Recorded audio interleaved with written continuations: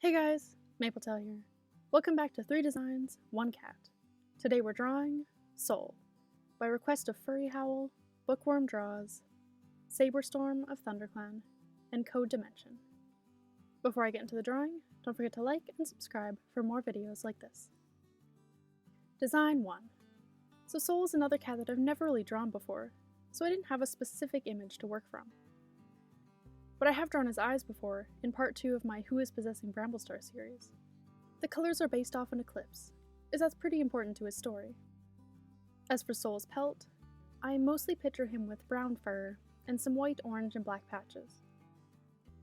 I tried to make the patches different from the calicos I've drawn in the past, to make him stand out. Alright, let's talk Soul. He's a villain I'm not super invested in. It's been a while since I've read The Power of Three, so I don't remember a lot of the specifics of his story, but I do appreciate the mystery and intrigue that surrounds his character in that arc. Along with this whole thing with the eclipse, it does make for some beautiful fan art and AMVs.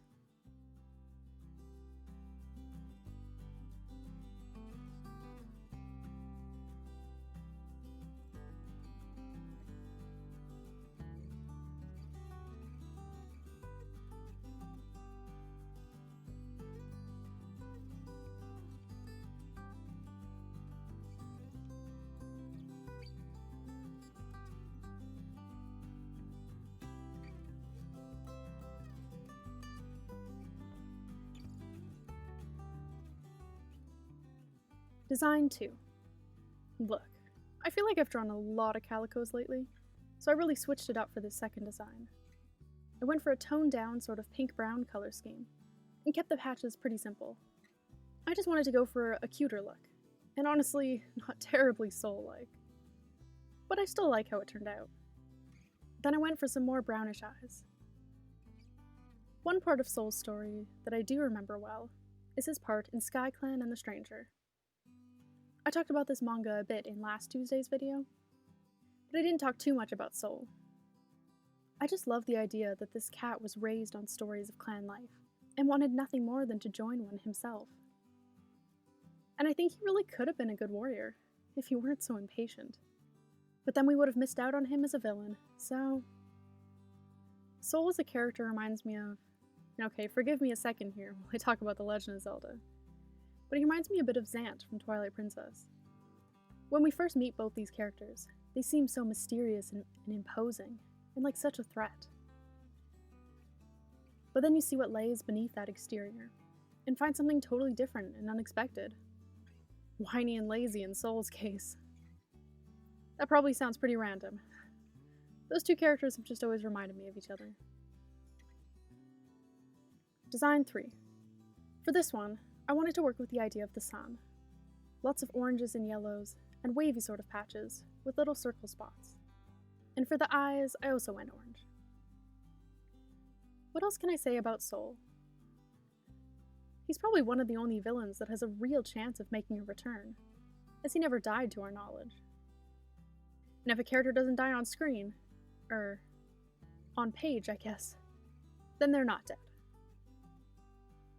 I know some people, myself included, thought maybe he could be the imposter, but I think that's incredibly unlikely at this point. I'm not sure if he'd return in the main series, but at least a novella or super edition maybe? Let me know if you guys would like to see Soul return. I wouldn't mind it myself. I'd like to hear what he's been up to, and what kind of trouble he's been causing out there.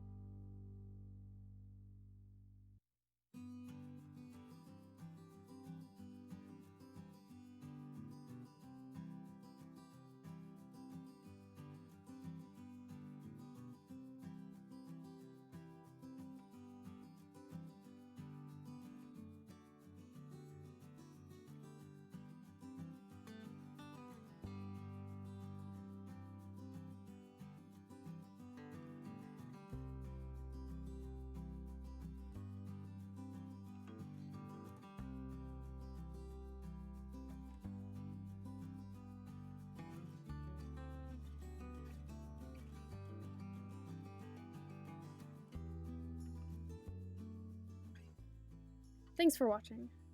I think this may have been the first non-warrior I've drawn in this series so far, so that's something.